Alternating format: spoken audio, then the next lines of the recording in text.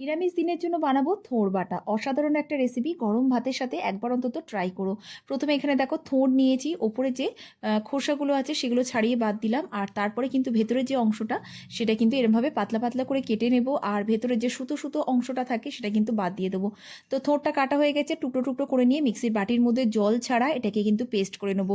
তো অর্ধেক পেস্ট করার পরে মনে হলো একটু কালো কালো হয়ে যাচ্ছে, সেই জন্য এর মধ্যে একটু হলুদ দিয়ে দিলাম, যেহেতু রান্নাতে এমনিতেই হলুদ লাগবে। তো হলুদ দিয়ে এটাকে পেস্ট বানিয়ে রেখেছি। আর অন্যদিকে কালো সর্ষে আর হলুদ সর্ষে বেশ কিছুক্ষণ ভিজিয়ে রেখেছিলাম জলের মধ্যে, সেটাই দিয়ে দিলাম। নারকেল আর কাঁচা লঙ্কা সব কিছু একসাথে একটা পেস্ট বানিয়ে নিয়েছি। যাবো মেন রান্নাতে, সর্ষের তেল গরম করে কালো জিরে আর কাঁচা লঙ্কা ফোড়ন দিয়েছি।